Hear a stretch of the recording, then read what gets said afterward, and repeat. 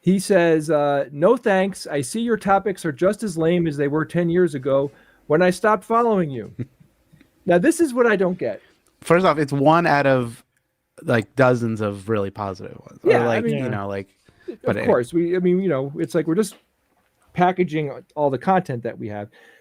And this is what I don't get. In the world that we live in today, why would somebody send an email like that? Like, it's not like the guy took a swipe at us, right? At me in particular.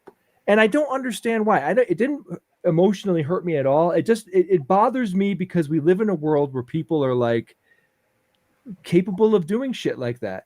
And I see it as a bigger problem. It isn't like my problem. It's like it's shit that we all deal with. It's everything that all of us have to do. Yeah, you got to ignore stuff like that. That's just meh.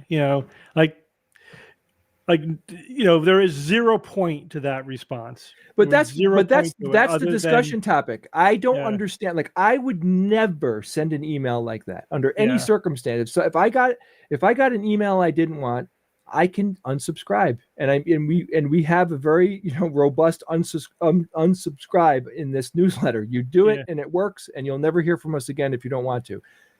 So right. It's the rudeness and that person's desire. Hey, he's just an asshole. Jay, it bothers me. I don't think it's that complicated. Jay, for whatever reason, he's still emotionally invested for whatever reason, and he needed to get in the jab to make himself feel good, right? I mean, whatever reason he there may be a story there. He might be butthurt for some reason, and this is just his way of doing a little. Why are people? Who cares? Why I don't get people who do stuff like that. I'm seeing everybody's responses. Yeah, I mean, like, I'm not losing sleep. I'm just noticing. I look at that.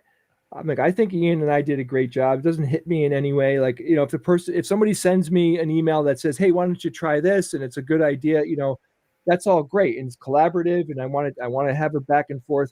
But the fact that we live in a world where people do stuff like this bothers me. It's the bigger idea, like going on social media bothers me.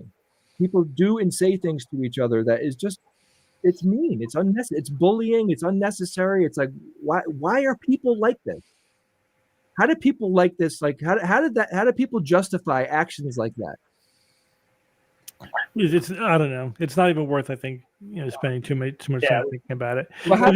We don't have enough information. We have zero information, and we're never going to be able to figure it out in this specific instance. And all we could do is just speculate about the millions of stupid reasons why somebody might do that, and who cares? Somebody wrote, assholes existed since the dawn of time. I mean, that's a perfectly cromulent. And the other thing is, the one thing we have to also realize, and this is the big thing with social media that I don't think anyone appreciated until it happened, was that, when you have massive social media, it only takes a very tiny percentage of people who are complete assholes and trolls and psychopaths to ruin it for everybody. Yeah, you're totally true. And it's not representative of most people. It's just this tiny sliver that we gave an audience to the psychopaths of the world. We gave them a medium. We gave them a way to troll everybody else.